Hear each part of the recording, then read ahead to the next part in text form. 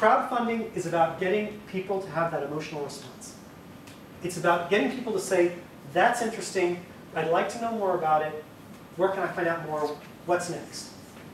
If you're not able to trigger an emotional response in the other person, your chances for success with crowdfunding are 0.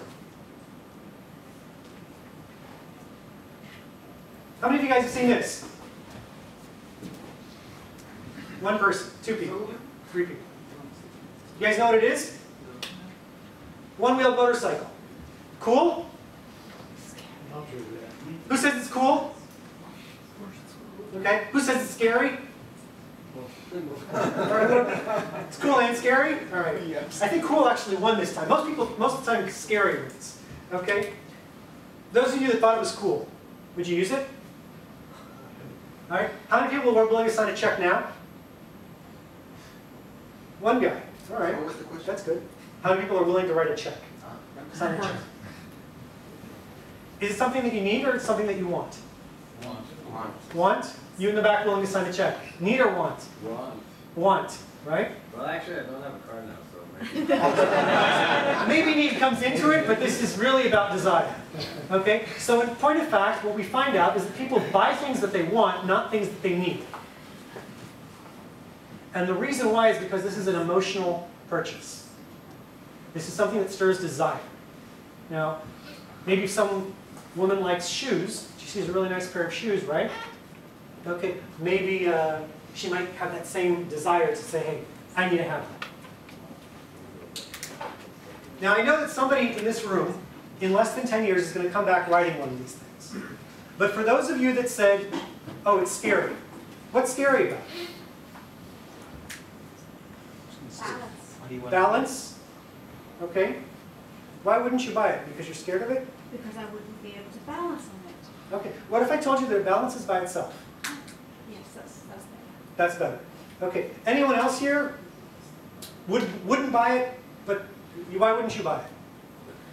Well, if I think a motorcycle is scary and I wouldn't buy it, then this thing? Definitely not, right? Definitely not. Okay. Not an early adopter. So What if you're not an early you adopter? don't I'll wait have, for other people. You wait for other people to do it. Yeah, Okay. Why do you want to wait for other people to do it? to see how it works, if it's too dangerous, if people enjoy it. What you just talked about was just talking about risk. Okay. There's a risk factor. People are afraid. People are uncomfortable. Okay. Out of a room full of people who, half the room almost, said this was actually a very cool product and something they might actually be interested in purchasing. Okay, we had one person who said, you know what, I'd go for it. Everyone else is like, but they still like the idea. But at the back of people's mind, there's risk. Now, risk can be broken down generally when we're talking about crowdfunding into 2 different areas. We have technology risk, which is, will it work? And we have business risk. Business risk is different than technology risk. Business risk is about, do people want it? Are there going to be enough people who will actually say, hey, I'm going to sign a check? How many of you guys drive Better Place cars in here? Nobody. But isn't Israel where Better Place started? That's what they told me when I got here, right? Why don't you guys drive the Better Place car? Well, the pricing plan is absurd. Business risk? Yes. Business risk, because technology, they built it, it works. Yeah. The technology works. But the business risk, they got something wrong. It's about the pricing. Huh? It's about the pricing, right? They're charging you 55 agorot a kilometer. And they heard that their service sucks. Huh? And they heard that their service sucks. And their service sucks. Okay. I think the pricing is more of a barrier to people actually doing it because the pricing was really low. Would you be willing to put up with crappy service? It was really low, right? There's a point. There's a point where you say, you know what? Because it doesn't cost so much, but the initial adoption. You don't even get to where the crappy service is because you don't know about it. Exactly. Okay? So when we're looking at technical risk in a crowdfunding campaign, what we're looking at is, who's the team? Does it look like they can actually build it? Do they look credible to me? That when I read about them, I say to myself, yeah, they can deliver what they're thinking about. Okay? And the other side is execution, which is, is the amount of money that they're raising, does it seem to be reasonable for what they want to do? Does it seem like something that's possible? On the business risk side, you have the fact that it might be a bad idea and that nobody wants it. Well, that's a difficult one to overcome. But it's a really good way to find out without you spending 2 years of your time running after customers and raising money only to find out that it's not going to work, right? If nobody goes for it, then apparently you had a bad idea. Move on to the next one. The other option is that it's bad execution. The pricing was too high for a better place, right? Great idea, great team, they actually could do it, but on the execution side, they sort of screwed up. And the final problem with crowdfunding, which is what people are really scared of, is the fact that, hey, maybe you guys are crooks. Maybe you guys are just con artists. If you can't solve these 5 problems, when people read about your product and hear about your product, there's no way you're going to get past the risk factor. Yeah, can you what are all the risks? Okay, so risk is divided into 2 categories. Technical risk and business risk. The technical risk is, who is the team? Okay, and can they execute on it? Does it seem reasonable? Okay, if I tell you I'm going to make a tablet and I'm going to sell it for $1, does that seem reasonable? No. If I tell you I'm going to make a tablet and I'm going to sell it for $200, does that seem reasonable? It's pushing it, but you know, $200, I mean, if I had a really good team, if I had Shai Agassi and a bunch of other guys, and I said I could do it, you might believe me, right? Okay, if Bill Gates was on my team, would it make it more credible? Okay, so in terms of building out your team and showing your team, that's one. The other side is, okay, bad execution, okay, business risk. Okay, it's a bad idea. It's a bad idea, can't really help, okay? But if it's bad execution, that's something that people can look at, they can take into account and say, well, I'm going to give them credit, all right, I think I'll go for it. And that's why when we look at the different crowdfunding campaigns, Kickstarter, it's all or nothing. Indiegogo, it's all or nothing, or whatever you raised. If you take the whatever you raised option, then you pay a higher premium to Indiegogo, right?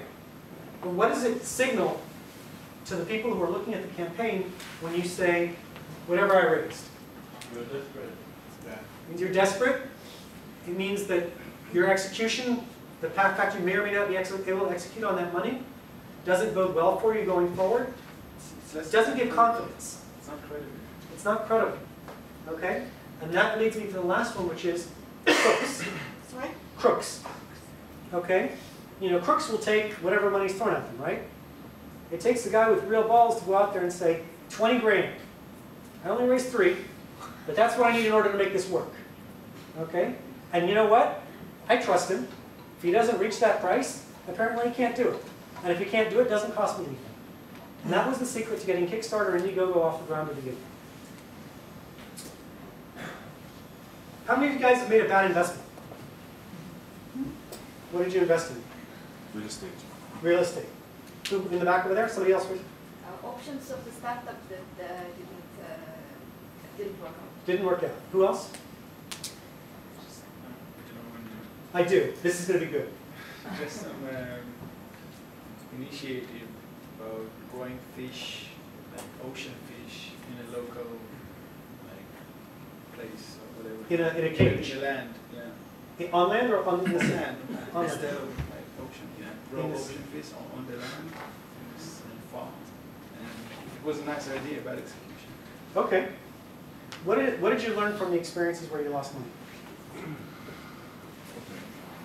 Not to work in the area, not to invest in something that you don't really understand, and the representative itself, you're not fully familiar with it. Okay, so business risk, bad execution, and crooks. What about you? Yeah, you need to know the business. You need to know the business. Yeah, you need to know who runs it, the risks. Okay. Options are options. You work for something, sometimes it doesn't work out. How many of you guys play chess? Chess player. What's the most important piece on the board? King. King? Who's the most powerful piece on the board? Queen. Queen.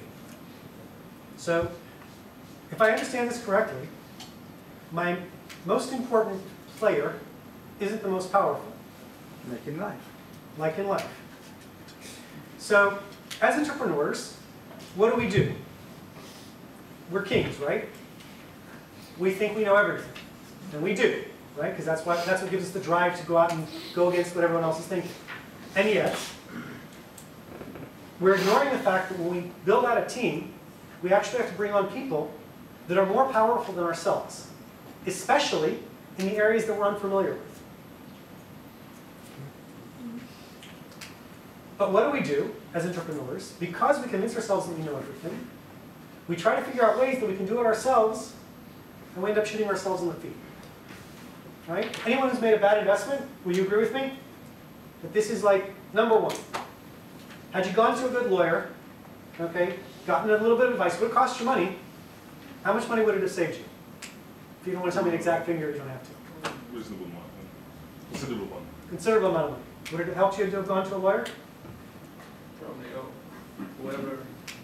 Somebody. Some expert, right? So crowdfunding is about helping you overcome the risks that people out there feel. And if you don't know how to do it by yourself, then bring in other people around you who can help you overcome their risks. To give them the feeling of confidence, to give them the emotional drive to invest in your product. Because this is about making people feel. But, excuse me. Yes. But if you're doing crowdfunding, it means you're breaking down the amount of investment into much smaller pieces.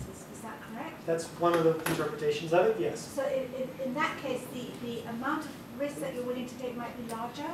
You might be willing to take upon yourself a larger risk because the money isn't as meaningful as if you were a major investor.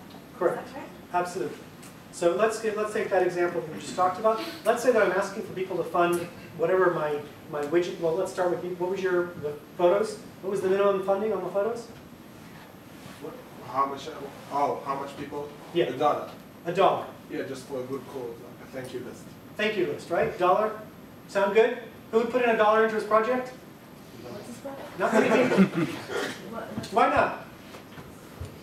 Why wouldn't you fund his project? He's a nice guy. Doesn't Why would feel like a good bargain. finance all projects around the world with $1? There's a lot of projects around the world for $1. Okay? If I'm not triggering an emotional response in him, and I'm not getting him to say, wow, that's great, or wow, that's important to me, or wow, I believe in it, if I don't have him saying wow, it's just not going to happen.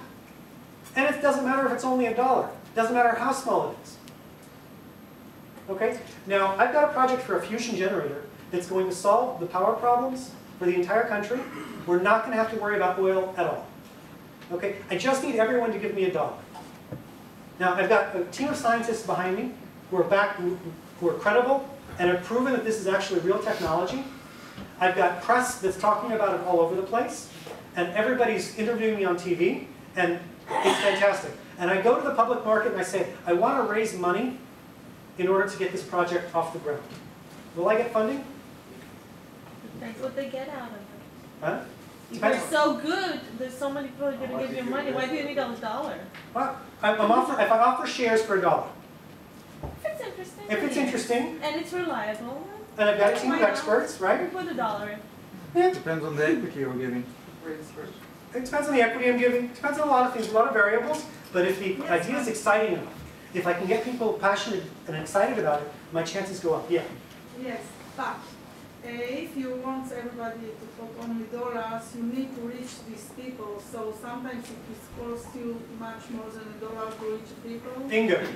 And another thing, if maybe you can earn more than $1 from this man.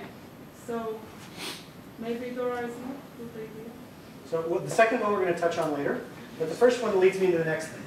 So the first thing is distribution is getting the word out to people costs a lot of money. Okay? Advertising, PR, all this. You have one very important player who doesn't have a lot of power, but without him nothing happens. You've got one player that's got a tremendous amount of power, but is at risk from the other players that are on the board. And then you have lots of other players that without them you can't really win the game. Can you win the game with just the queen? Yeah. Just the queen? Yeah, the queen and the king. Just the queen. Just the queen and You don't the have king. a game. You don't have a game, right? Right. Okay? So you're going to need other people to help. Okay? And in order to get those other people to help you, you have to be able to instill within them the desire to help you. You need to get them passionate about what it is that you're talking about. You need to get them excited. And more excited than the guys you're asking for $1. You need to have them have the incentive to go out, run out onto the street, and talk to all their friends and say, hey, come and do this. This is amazing. This is incredible. So, video game. You guys familiar with this? A bunch of Israeli guys had a really cool idea for a video game. They called it the Mossad. And they came up with some cool characters, some really good animation and stuff.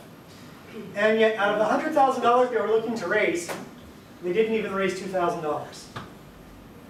Why is that? Yet, project that I worked on, Spencer Tunick, I got 5,500 people in Israel to sign up to take off their clothes, and they were each willing to pay 150 shekels, not just people that supported this. Each of them were willing to pay 150 shekels to take off their clothes for this project.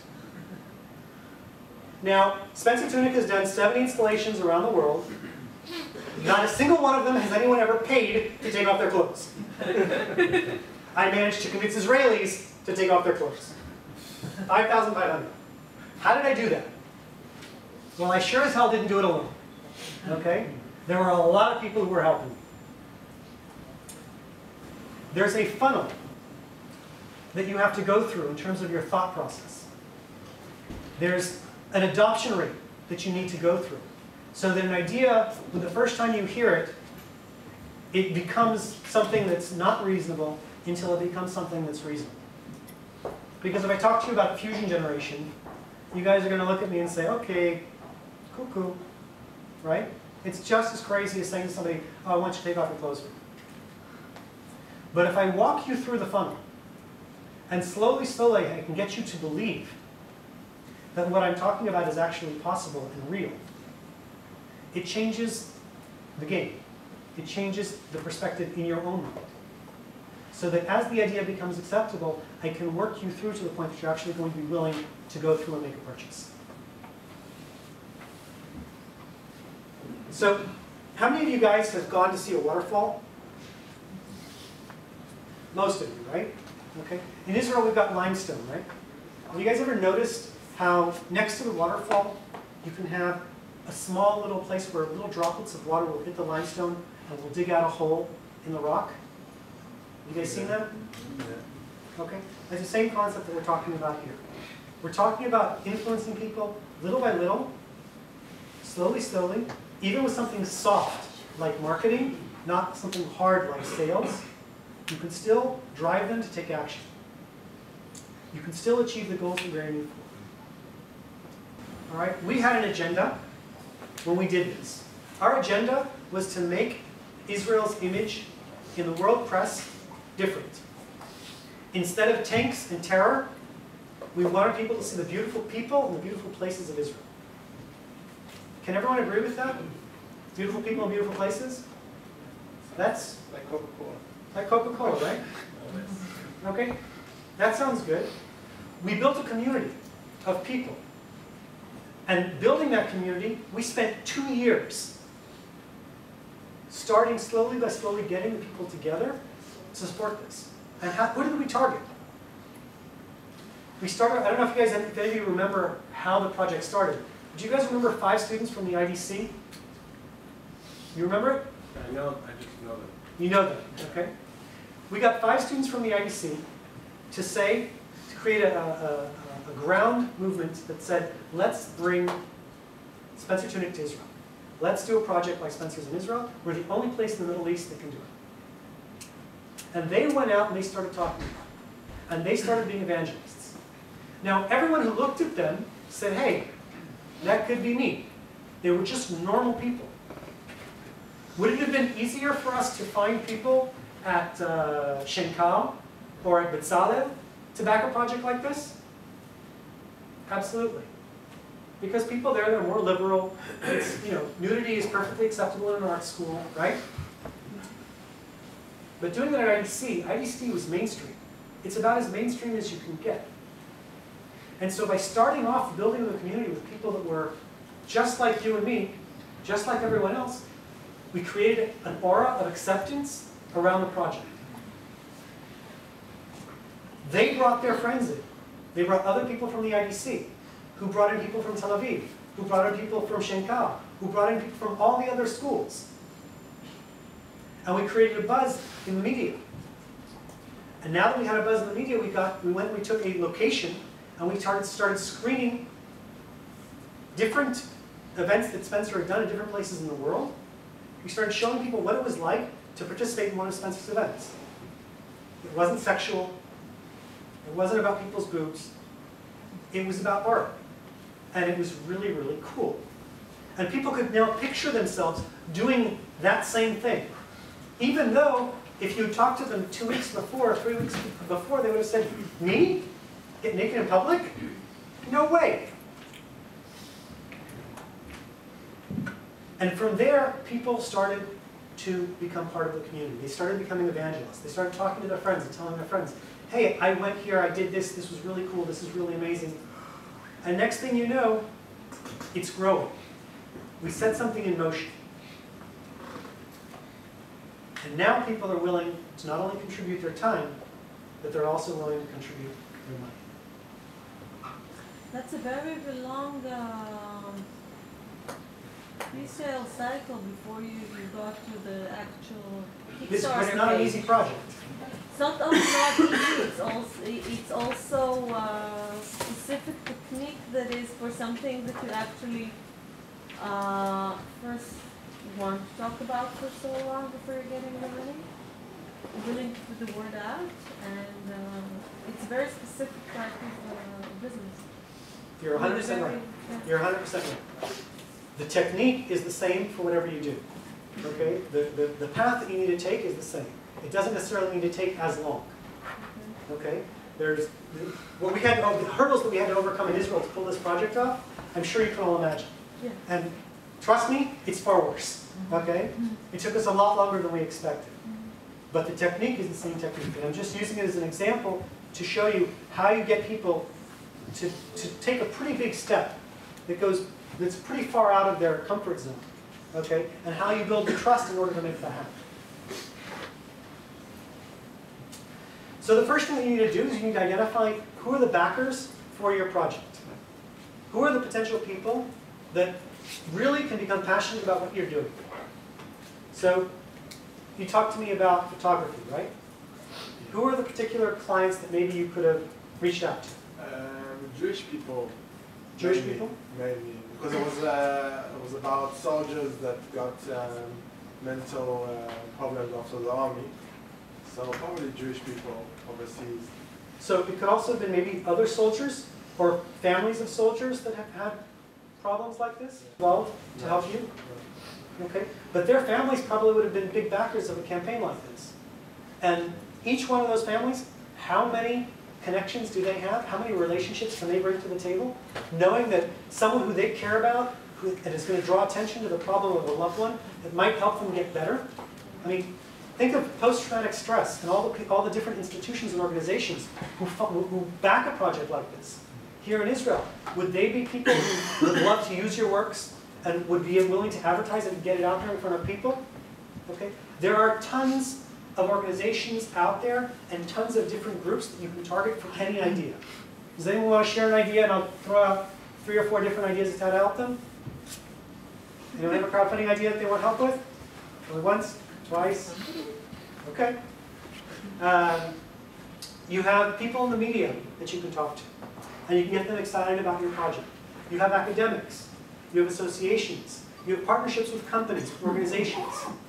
You have all different types of groups of people who you can reach out to particular individuals, and if you can score one of those individuals to become a backer of your project before you've launched, they bring with them a whole bunch of people, and they themselves bring. How many of you guys have backed games on Kickstarter? No. What? How many have backed games on Kickstarter? Game? 1. Okay, how much did that game raise? I don't remember. Okay, did it work? Did they? Yeah. Okay. Do you remember other games? What some of the numbers of other games? How much money people have raised for games on Kickstarter? I remember someone asked for $100,000. I really don't remember much numbers. All right, so I can tell you personally, I know of one game that's raised $650,000, and it was an Israeli guy who did it. It was called Leisure Suit Larry, and it was a remake of an American game, and sure enough, $650,000. But he didn't get the money. Well, that's a different story, but they raised the money. Go ahead, sorry. I'm trying to understand, where do you see the sweet spot of crowdfunding? Is it because it's non-equity funding? Is that or is it because it's funding for things that are not fundable? Because the Spencer Tunick example, I'm sure you could get the money elsewhere. I mean, I'll give you $150,000 to get Spencer Tunick here. You're getting free PR essentially. He's Spencer Tunick. You know what I mean? So you get that for free. And you could probably get some rich something, snazzy something to donate the money. Getting the people, that's a different thing, I understand that. Why did you go to Kickstarter? Why didn't you approach some, rich something to put the money or whatever? So we approached every prominent art collector in Israel.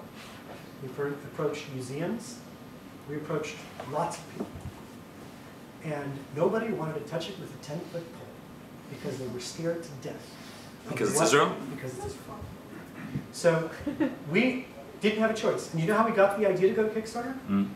We were actually at Microsoft in the other building, and David Broza got up and told us how he managed to fund his new album.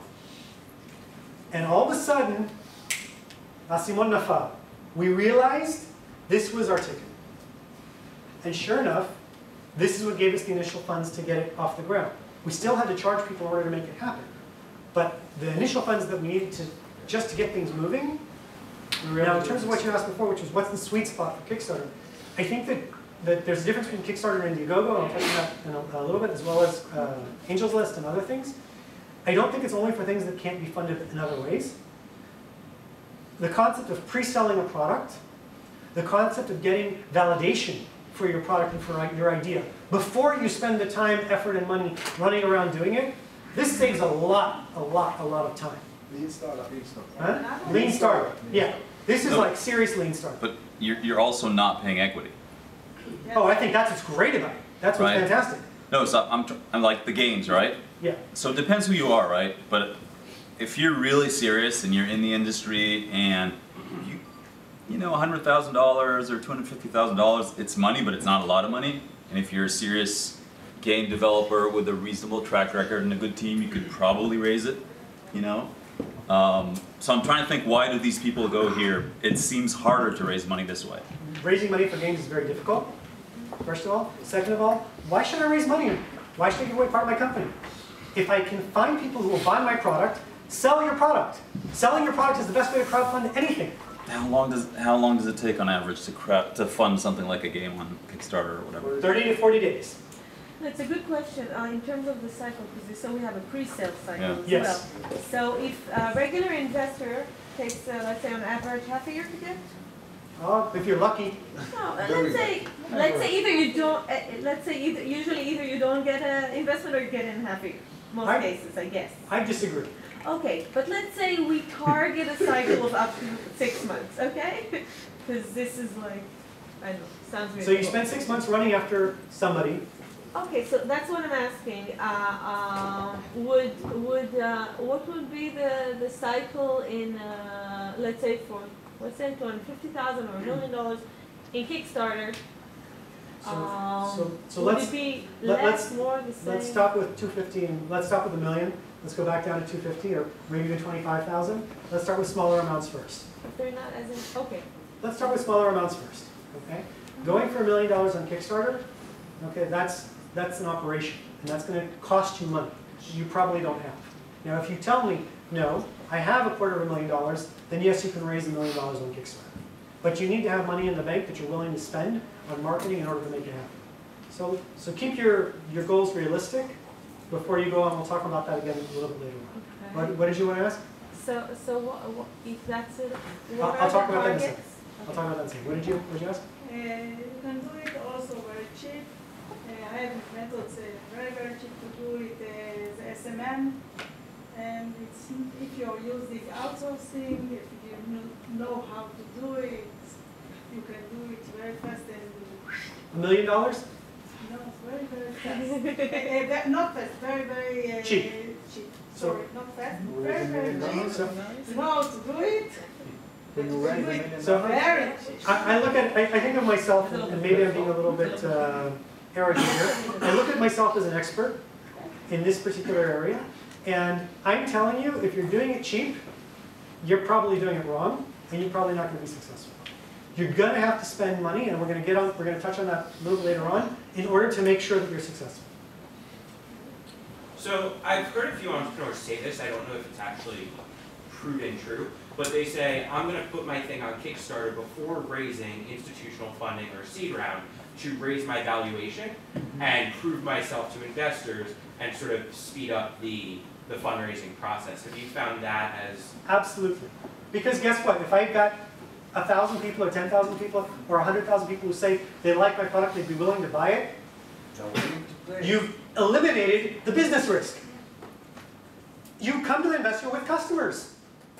Paying customers. Okay? Difference between Kickstarter and Nomadigo. Somebody mentioned you have to be a U.S. citizen in order to run Kickstarter. Yes, you need to be a U.S. citizen, or you need to have a U.S. company in order to run Kickstarter. If you have a U.S.-based company and it's registered in the United States, even as a subsidiary, then you can run a Kickstarter campaign. You will need to have a U.S. bank account. You will need to have all your paperwork in order. There is no getting around. There is no getting around this. You're going to need. Citizen, that's what you're gonna. You don't need to be a citizen. If you're a citizen, it simplifies things. If you're not a citizen, you will need to set up a U.S.-based company. This will cost you money. What are the costs for setting up use company? That depends on the lawyer that you have, and it's not that expensive. It's a few $1,000s, but it's money that I don't know if you're a European citizen, but if you're a UK citizen, then you can do it. I'm not sure if you can do it if you're based somewhere else in the UK. UK citizen. It's a banking issue, and it's an issue with Amazon. It's not an issue with Kickstarter. If you have an Amazon account, you have an American bank account or a UK bank account that's tied to the Amazon account, then you can do it. If you do not have an Amazon UK or US based account, you cannot do it. The rule about the company, it also can be now a UK based company? I believe so, yes. I'm not sure about that. I would guess that that's the answer to that sentence. So it may be that European citizens, it needs to be verified, can promote on Kickstarter. We need to check. Yes. Okay. But And your then limitation. the company can be Israeli, just one of the founders can be Yes, company can- European. I don't know about the European regulations. I can tell you about Kickstarter in the United States. Okay. Okay. You either need to be a U.S. citizen or have a U.S. company. And if one of the founders is, or one of the stockholders is a U.S. citizen, and the If you company can is use his Israeli. social security number, then you're fine. Oh, okay. If he will open up a bank account for you in the United States, you're fine. The problem is there are tax regulations that are going to impact that person. Okay? He can't just take the money and pass the money to you. That's a taxable event. Therefore, you need to set up a U.S. company or a U.S. subsidiary of an Israeli company. The bank account needs to be there. Everything needs to be there. The U.S. social security number will make it easier to set all this stuff up. But you must have these things, okay? To participate in a Kickstarter campaign. To participate in a Kickstarter campaign, you have to have a PayPal account or an Amazon account.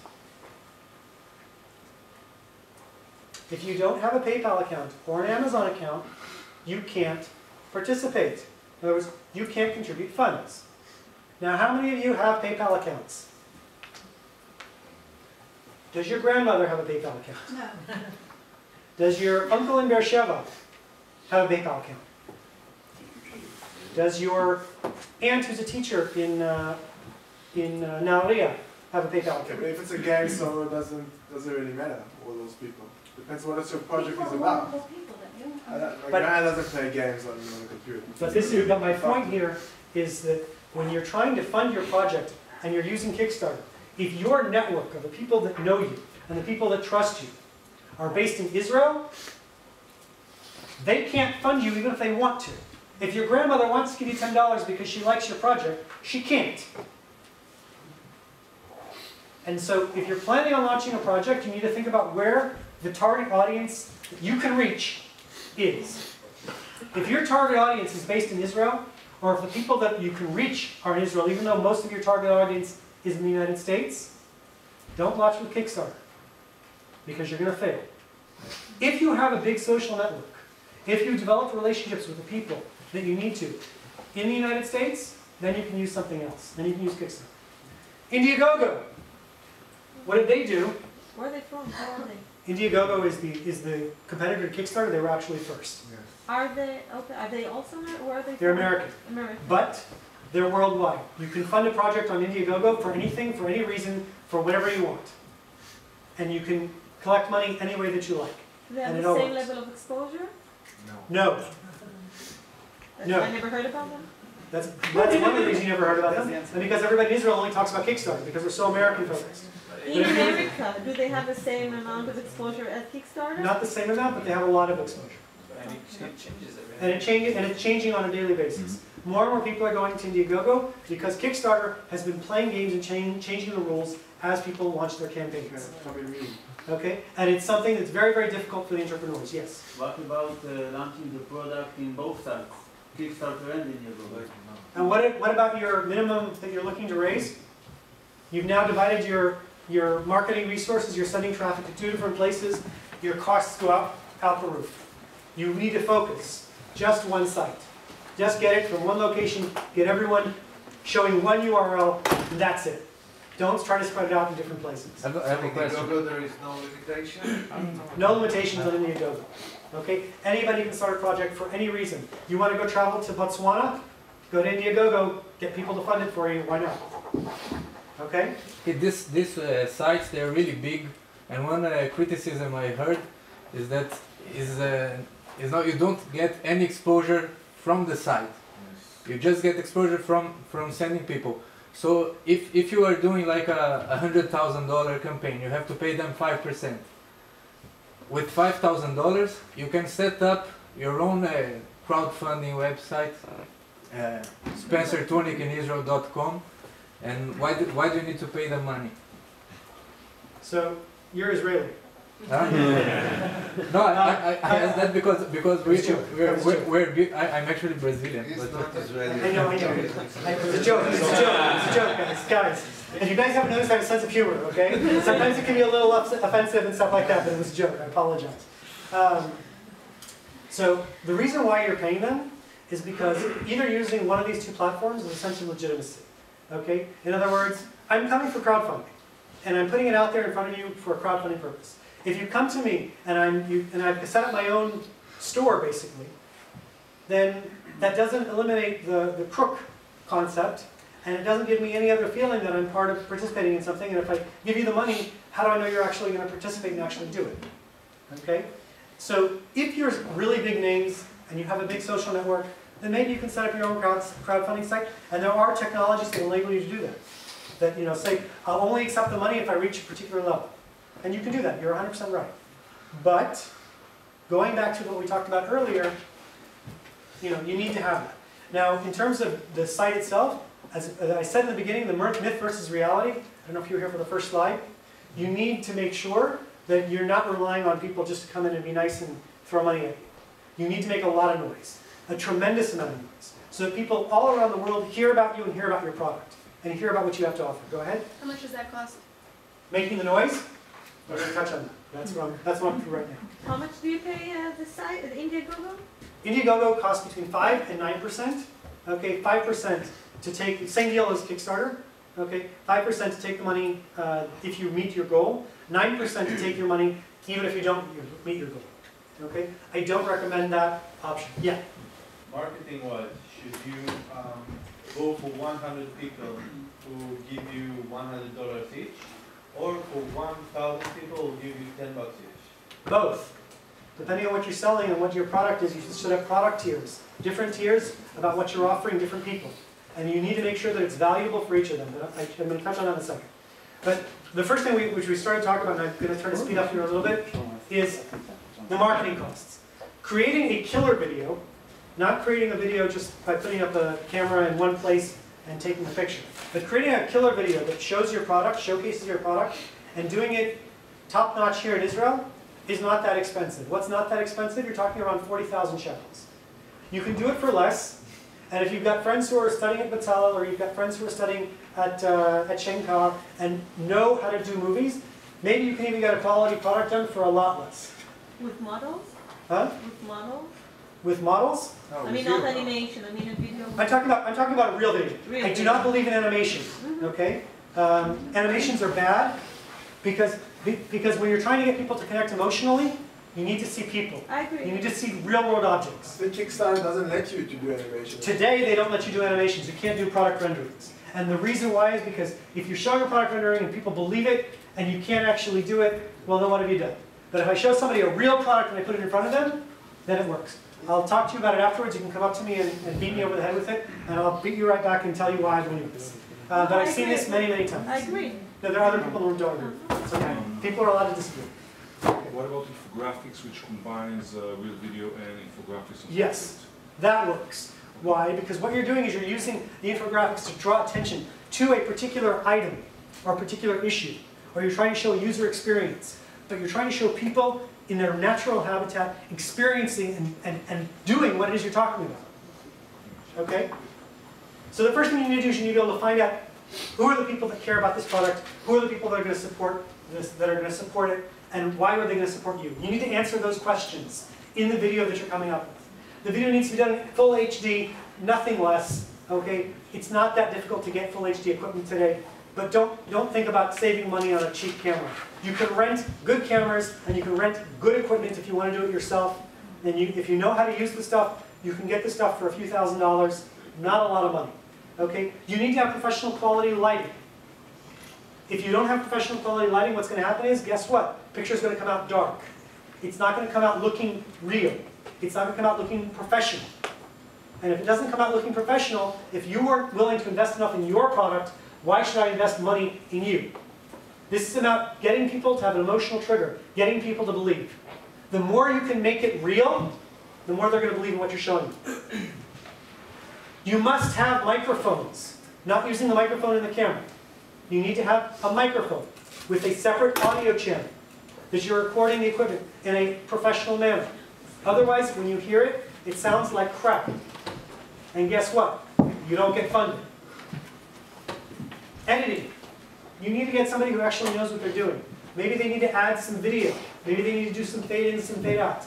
You don't know how to cut it, how to piece the pieces together. It's not something that you can just do in movie making. You need to do this in a professional level. You're looking for people to give you money. You're not giving them a product, you're promising them a product. They need to believe that you can actually do this. If you can't make a quality movie, who says you can make a product? Okay, locations, props, actors. The background in which you're filming in says a lot about your product. If you're doing something that you need a lab or that you want to show a software engineering house, did any of you guys see the video for Ouya?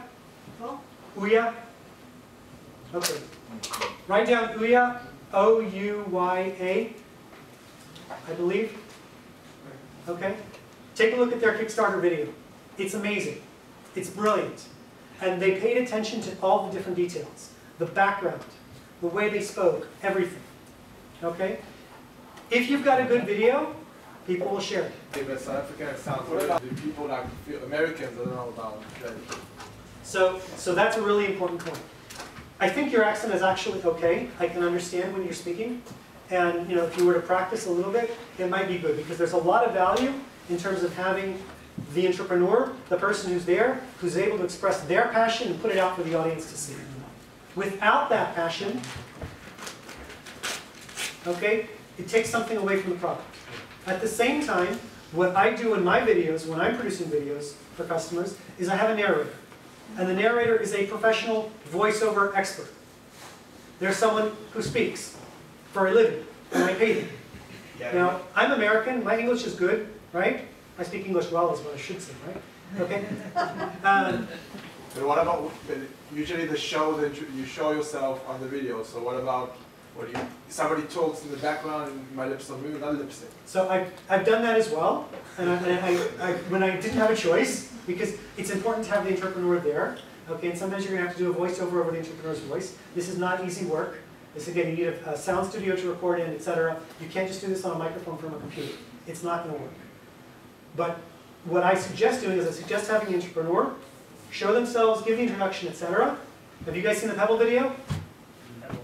Pebble? Take a look what they do in the Pebble video. The entrepreneur speaks. Okay, same thing with Ouya. The entrepreneur speaks for parts of the video, and they have a voiceover expert giving everything else in the background and doing the talk. How do you spell it? Pebble. P-E-B. P-E-B. B-L-E. Pebble. Pebble Watch and Ouya. Okay? Use professional equipment, have microphones, do a good job on this. Don't be cheap on it. Spend the money. This is money that you can get and put on your credit card. If you believe in your product enough, you're going to be able to get this money back. And the money that you're using to build this campaign, it's not just for the campaign. You're building digital assets that you're going to be able to reuse going forward for your product. Okay? Would you show up to an investor wearing your pajamas? Your investor is the guy sitting on the other side of that computer screen. Look good. Make it professional. Same thing goes for the copy and the way you're writing things. Have a storyteller help you build your story. And if you haven't had a scriptwriter to help you sit down and figure out how you're going to tell this story, don't start making a video. Have a really good idea of what your video is going to be before you start filming. Read it to your friends. Talk to them. Get their feedback. See what they think before you start filming.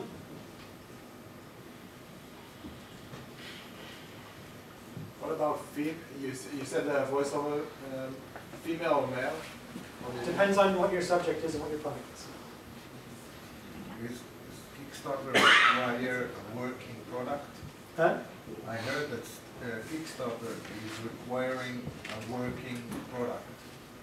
Yes, they require they require a working prototype, not a working product, but a prototype. A working prototype. Yes, they require a working prototype. So you're bringing together people, and the people that you're connected to, not just your friends on Facebook, but your supporters, the people who are really passionate about your product. Okay, let's say you're building a bicycle helmet. Okay, for cyclists, it's going to record a heart rate and make them more efficient when they're riding their bicycles. You need to target people who are avid sports fans and who are really, really passionate about your product and get the word out to them so that they can turn around and spread the word further. And you need to make them feel special. Because they're supporting you, because they're helping you get your product out, what are you going to do for them? How are you going to get their level of commitment, maybe not to match yours, but to be big enough that they're actually going to step out there to spread the word to their friends and get the word out to the public?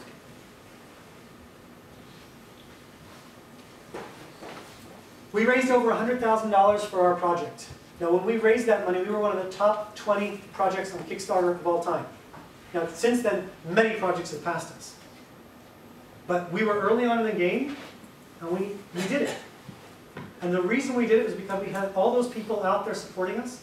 Everyone had access to a video that they felt proud sharing, that they felt told the story in a way that they were proud of it, and they were proud to be associated with it, and therefore they put it out there in front of their friends.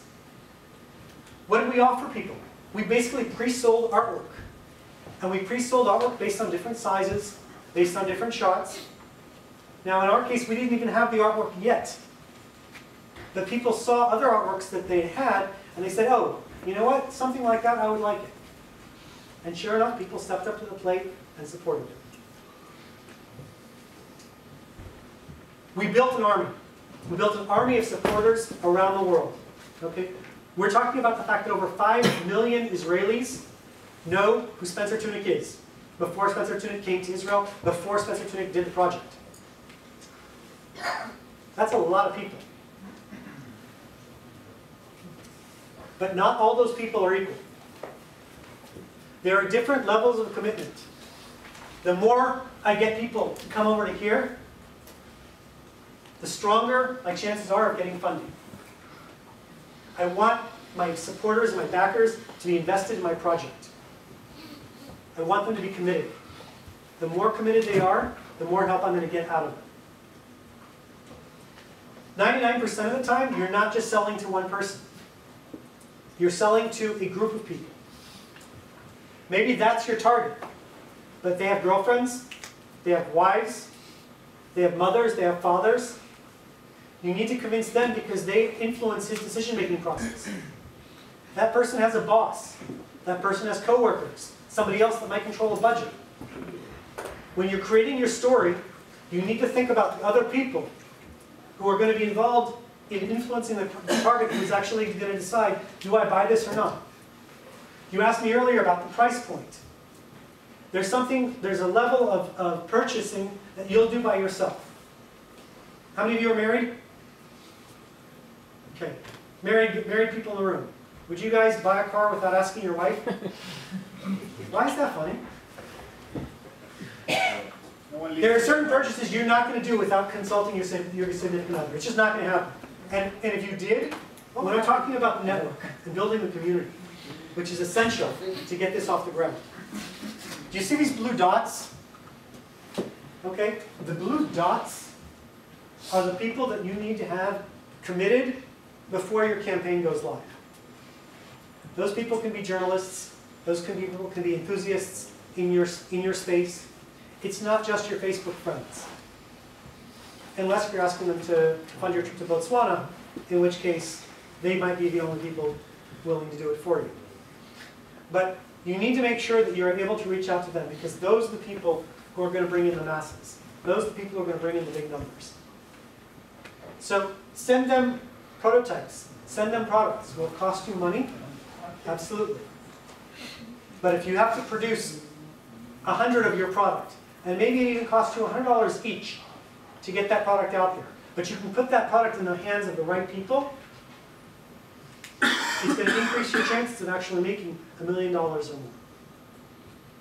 What about promising to be good enough that they'll get the product for free and maybe advertise on Facebook? Exactly. Give them something that makes them committed. Give them something they feel good about. You remember we're selling something that does not exist? Correct. Okay.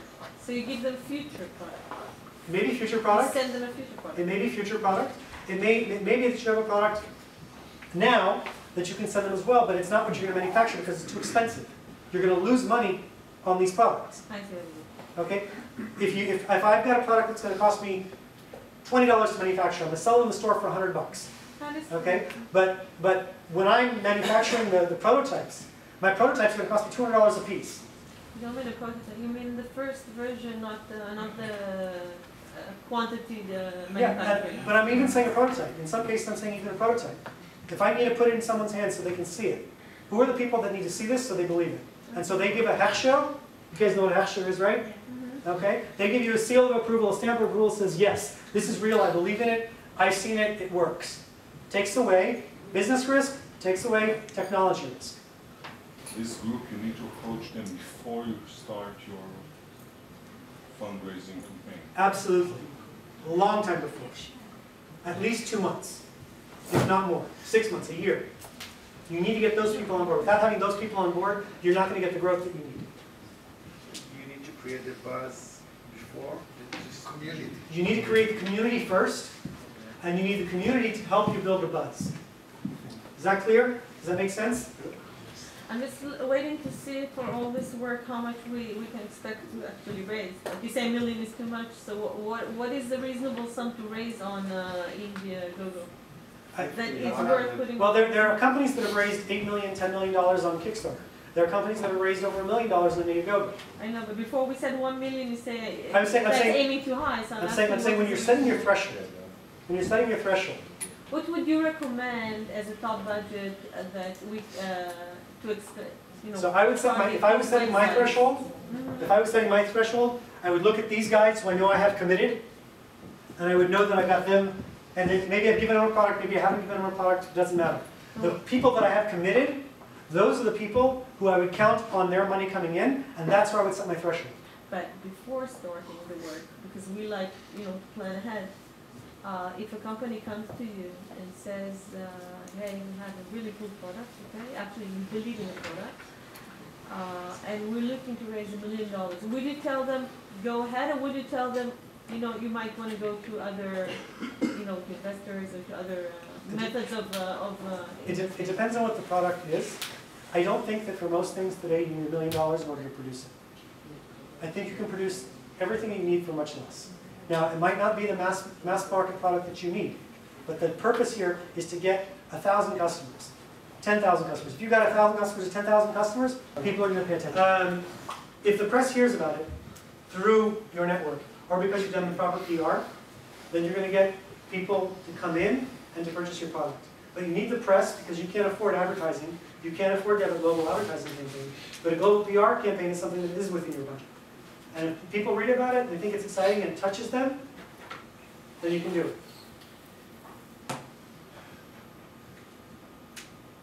What's PR? Okay, once you have your army, okay, there's lots of different ways that you can actually get PR. You can have people go out and put the message out for you. You can have journalists that are actually going out there and writing stories for you, people that you know on a personal level. Okay? But what the stories have to be is they have to be good, and they have to be able to be told in a compelling manner, over and over again, by different people. Because if everybody tells me that gravity exists, I will believe them. Okay? If everyone tells me the sky's blue, I will believe them. You need to have it coming from lots of different sources. If I hear about it, if I create a buzz and the buzz is good, then I'll actually take the next step and say, hey, this is something that might be valuable to. Okay? If you can make it sexy, if you can make it interesting, if you can make it believable, and most importantly, it adds value to the reader, then you've got something that's a good story, and you've got something that's going to take off like wildfire in the press. The problem is, this is what you're competing with. In 60 seconds today, and this is actually an old slide, so I'm sure the numbers are up since this was put together. There's so much other stuff that's going on that the cost of rising above this noise is what becomes expensive. And that's why you have to spend the money to do it right. Because the cost for manufacturing a product is always going down. The cost of distribution today is going up. Not in terms of retailers and the physical goods and distribution of the product, in terms of distribution of the message. Because getting above the noise is something that is very, very expensive. You're competing for people's time and their mind share. Okay? And if you don't spend the money to make noise, no one's going to hear you. You're building long-term marketing assets for the company. This isn't just for a Kickstarter campaign. And you shouldn't be doing a video that's only going to have a one-off use. This should be something that's reusable, that's telling your story. You can't just launch it and forget about it. It's not enough just to create one video about your product and that's it. You need to stack it so that as the campaign's going for that month or 45 days, you have new information you're putting out on a regular basis. So that community that you've built, all those evangelists, you're giving them new ammunition all the time that they can send out to their friends so they can get more and more people excited about it. What I recommend you do is you prepare updated videos in advance, knowing that if I hit this milestone, here's what I'm going to say. If this event occurs, this is what I'm going to say. If you're already filming, stacking a couple of more things in there at the same time, not a big expense. You have stretch goals. Do you guys know what stretch goals are? Stretch goals are you passed your threshold, you raised past your $10,000, your $50,000, your $100,000 that you set as your goal. Okay, now you say, if we reach our next goal, we're going to do this. If we reach the goal after that, we're going to do this. We're going to donate to a particular cause. We're going to help out these people. We're going to make a new color. We're going to make a new style. How do you call it again? Stretch goals. What partners can you bring on board to make this happen? I'm referring you guys back to the Ouya video. One of the things that she did that was brilliant, she got other software houses who have constituents, who have followers, to come in and say, this is an interesting product, we're behind it, we really like it. And she put their faces speaking in her video. And those people who spoke, they were recorded with a webcam and with not even the best quality products, which also gave it an authentic feel. So that people could see, hey, these are the other people who are supporting this project. And now they have an incentive to share this with their people. So if there are people that you know who potentially could bring on board lots of other people, maybe you should think about putting them in your video. Images are very powerful. Picture's worth 1,000 words, right? Look at these pictures. Sweetness, innocence, knowledge, desire, challenge. Guys, can you see this? I don't know if this really comes out that clear. Back there. You guys see it? It's literally a wolf in sheep's clothing. Okay? Something that's funny, something that's sweet, it also delivers a message. The background of the picture influences the way in which you view it. The blanket over the child's head is critical to make that picture work. It's not just an accident that it's there. The snow in the background, behind the wolf. And Darth Vader, well, you guys know about that. When you're building your story, you need to have a villain. You need to have a bad guy. Your product needs to be the solution. Without having a villain, without having a problem, you don't have a product. And it doesn't matter if it's a keychain, if it's a pocket knife, it doesn't matter what the product is. You have to have very, very clearly stated what's the problem that you're solving. And having Darth Vader as your villain, he's a pretty badass villain. Think about how you frame that when you're building your story. Infographics. Things like this. These are great also. Because it takes a lot of information and puts it in a way that people can, in an instant, just get it. Get your message. I wouldn't necessarily use this in the video, but I would use this as part of your campaign, as part of the materials that we create. Building a good, when you're building your script, as I mentioned the villain, okay, you need to think about how you're going to tell the story with images. Not just you talking about it, but what are the images that you're going to put front and center in front of people so that they see them, and they can relate to them, and they can understand them. How are you going to convey your messages? Who are the actors and the protagonists that you're going to use? What are the characters that are going to represent you? Is it children? Is it old people? Is it people doing sport? Your editing and the way you do your editing and the way you take your shots is also very important. Does the camera need to be moving when you're filming something? Okay? Do I need to have a shot from the air or from a high place? You want to have movement. You want to have something that's dynamic. And so you need to build that into your script. So that when somebody starts to film it, they know how they're supposed to take the shots. You cannot replace a good storyboard. The more real you can make it, the better interaction and engagement you're going to have. How many of you click on articles that your friends post on Facebook? How many of you click on the videos? Okay? The better they are, the more people are going to see it. You need to put the videos into the press release. You need to put a link. And this is something I can talk about later, because one of the tools that we use is something called Tap App, which lets you know when somebody's actually used the product. Not used the product, lets you know when they've opened the mail. Okay? Tap App notifies you when someone opens up the mail, so you can actually see it.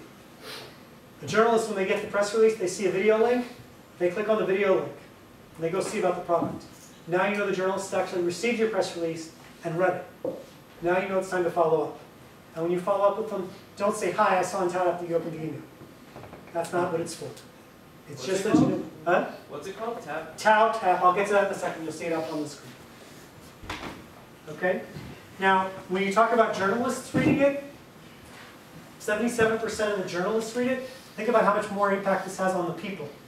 When the journalist takes your article and puts your video, embeds your video within the article, guess what? Your views just went through the roof. Your exposure just went through the roof.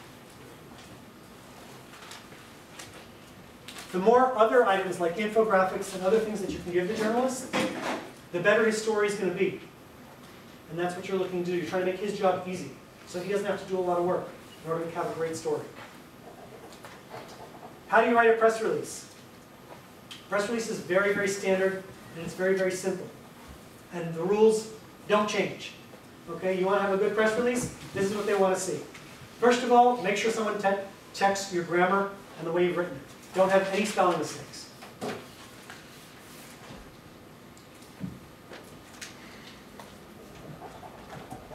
At the top, you have your headline, not press release. Okay? You have a statement that's bold, exciting, and it's going to grab people's attention. You have to have a date, because it's news. And the date determines how newsworthy it is. You can also put something called embargo, which means the story is not to be written until a particular date. That doesn't mean the journalists are going to respect it, but you can hope. Okay? You're going to want to give certain journalists exclusivity. You're going to want to give them the scoop before it goes live. You're going to have an introductory paragraph that basically gets somebody's attention in 1 or 2 lines. That's it. Really, really simple. Really, really clear. And then it follows a pyramid. Most important information, least important information. You need to stack it. Who, what, when, where, how, when. Give all the details. Build it through the press release. Okay? That's what goes in the body. And at the end, we have what we call a boilerplate, which is information about your company. Just the background, general information, what they need to know. And at the close, typically there's 3 hashtags, one after the other, which basically tells whoever's reading it that they've reached the end of the press release. It's a good idea. You want to include in here links to pictures, or pictures in some cases, if you have a digital press release that you're sending out. And you want to have links to your video. You always need to make sure that you're... It's very important. I wrote in the lecture, you need to contact your phone. Sometimes people forget the phone, and also Yanifa from Newsgeek tell us not to attach a file, but to put it a link. Yes. Okay? Yes, she's 100% right. Don't attach files because they might be stopped by inboxes. Okay, you know, they just might not get into and people don't necessarily open the files. Links, people click on links. People feel more comfortable clicking on links. And yes, the contact details are very, very important. If they don't know how to get back a hold of you, what's the point? Okay, that means home phone, cell phone, work phone, that means everything. Make sure they can get a hold of you if they want to. And if you can, what I do also is I get an American number, so they can call a local number in the United States, and it transfers to my phone. That's also very, very important. If you're just going to give them an Israeli phone number, they might not be able to call out of their office, they might not be able to call a cell phone overseas. Forget about it. You just lost a good lead. When you're describing your product, use verbs, not adjectives. Okay? In other words, talk about action, talk about real things. Don't describe it in colors and things like that. Okay? State facts. Give it a really clear message. Okay? Be concise. Really, really short to the point. If you want to have a press release, it's in 1 page. Additional information that you need to provide, you can provide it in links to other documents that are elsewhere. They can click through and they can find in other places on the web. The key to good PR is to have relationships with journalists beforehand. That doesn't mean you can't develop relationships on your own. But part of what you're paying a PR company to do is because of the fact they know the journalists. They know what the journalists like to write about. If you use something like a newswire or a PR newswire, it's not going to have an effect unless you get really, really lucky. The idea is to pitch a story to a particular journalist who writes about what you're talking about. You don't want to write to the guy who covers medical devices about software for games. It's just not relevant, it's not interesting to them. They're wasting their time. If you know the guy who's a medical journalist, you can pick up the phone to him and you can ask him, hey, who's the guy who writes about software for games? Can you refer me to him?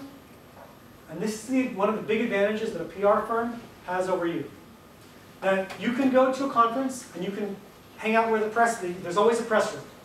You can hang out in the press room, you can speak to those guys, you can develop relationships with them, and if you do this enough before you're ready to launch, then guess what? You'll have those people in your pocket, and you're going to be able to reach out to them.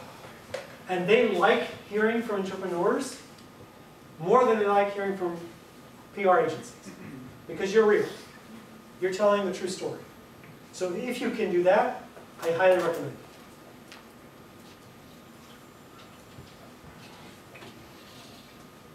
You want to call the publications that cover the particular vertical that you're talking about. So not just random verticals, but something that's very, very specific.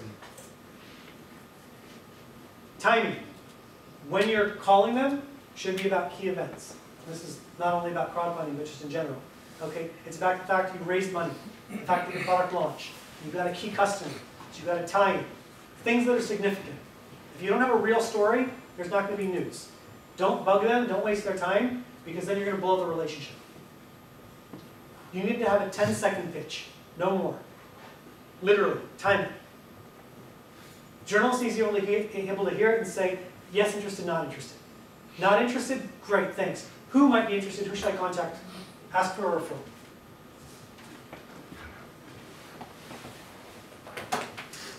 Persistence. It takes between 7 and 10 calls to get through to the right person. It's a hell of a lot of work. It's a hell of a lot of heavy lifting. And if you're not cut out for it, get somebody else who is. Because if you're not willing to spend the time to call and get through to the person, it's not going to work. This holds true with sales too. But journalists are really, really hard to get a hold of. Tools of the trade. You asked about some of the tools that we use. So if you're going to run a crowdfunding campaign, and you need to keep track of information, and you've got an army that you're going to work with, you need to be able to manage all that.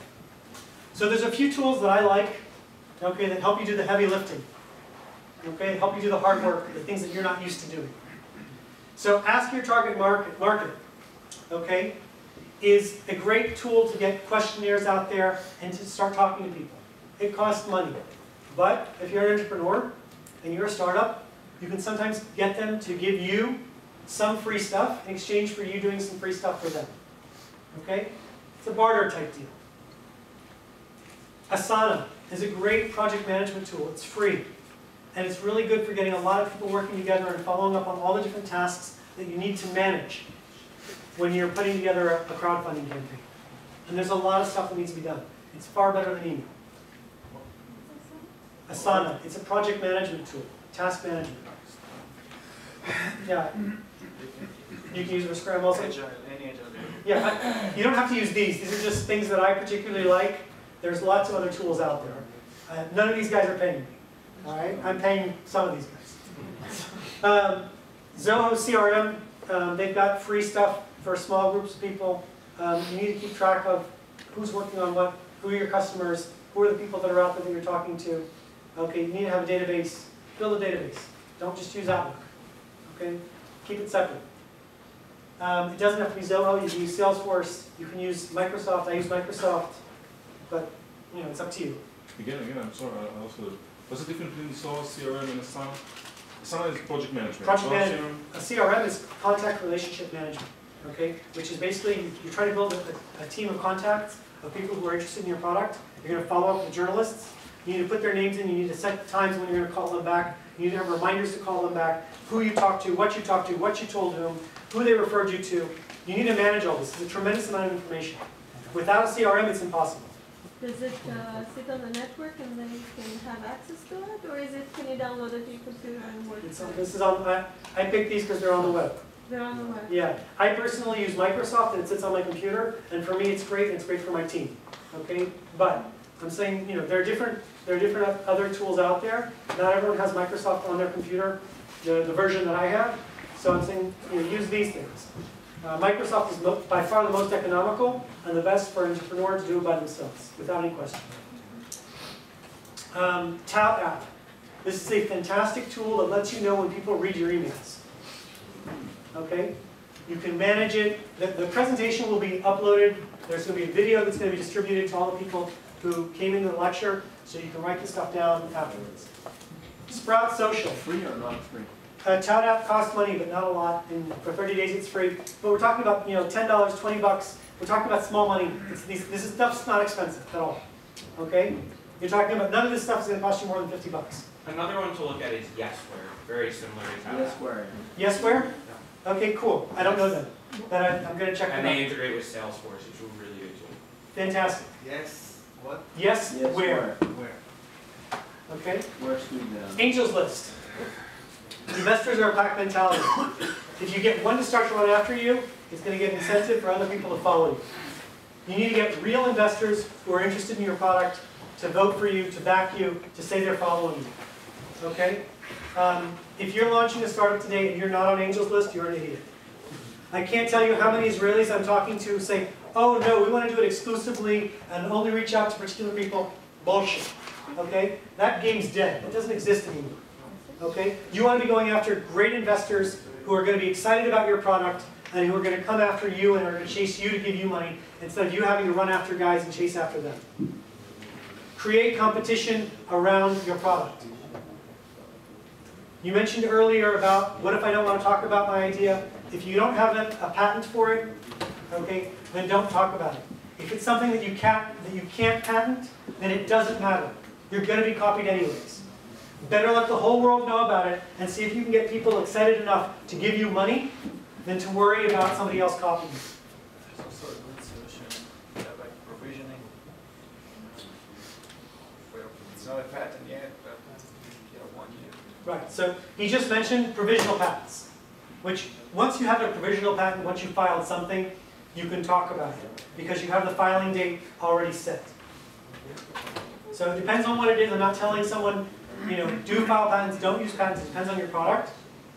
But if you can get a patent, then great. And once you have it, then don't worry about talking about it. Just run as fast and as hard as you can and get as much feedback from as many people as possible.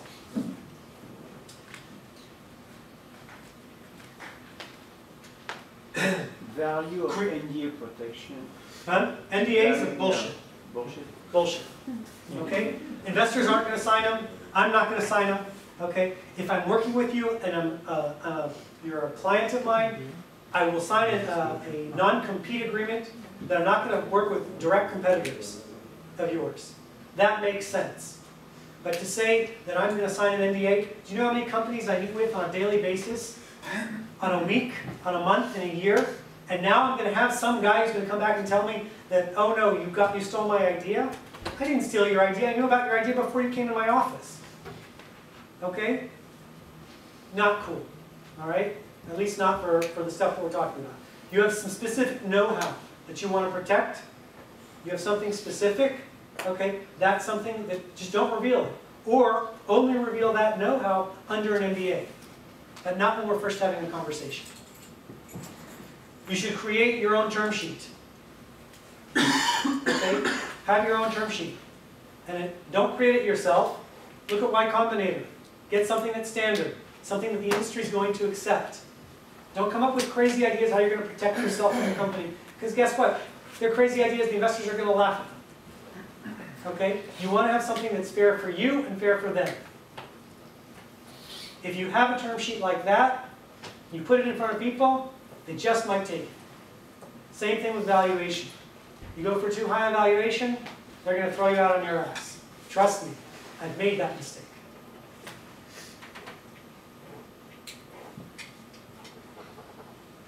Finally, if there's one thing that you take a picture of, and if there's one piece of advice that I give you, that you take home, how many of you guys know what the fund is?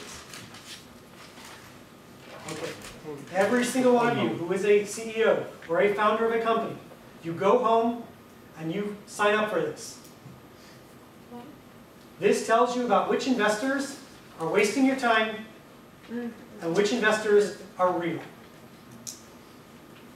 Which investors are the guys that you definitely need an NDA before you go into too many details about your product. And which investors are the guys that you can talk to. This is a place where founders review VCs. This is your chance to save time and money. And angels or just VCs? It's mainly for VCs, but Mostly VCs. but there, you know, I wouldn't be surprised if you find a few of these guys, a few angels up here as well. And if you see someone in the list of removed VCs because they were about to sue the funder, it means that you shouldn't get close to them. There's a reason why they were asked to be removed. Yes. I'd say it's not 100% up to date recently, so if someone's a new fundo and not on there or doesn't have that much of a presence, don't necessarily use it against them. Well, if they don't have a presence, that's one thing, but if they have a presence... If they have a negative presence, trust it. Exactly. So, to give an example, the scale is basically from 1 to 5, okay? If you're talking to a VC that has a rating under 3, they're wasting your time. If you're talking to a VC that's under 2, stay away from it. So in that case, this is the case here. This is just an example, okay? He's a head of Knesset now. Yes, he is. As I said, you only want to invest your time with VCs that are going to give you money. The exception to that rule is that guess what? VCs see a lot of companies. They have a lot of knowledge they can give you. So when you're first starting out and you want to get validation for your product and you want to get feedback about what you're doing, talk to the VCs that have a rating under 2. Because you're not looking to get money from them anyways. You're looking to get knowledge. So use them the way they're using you. Thank you guys very much.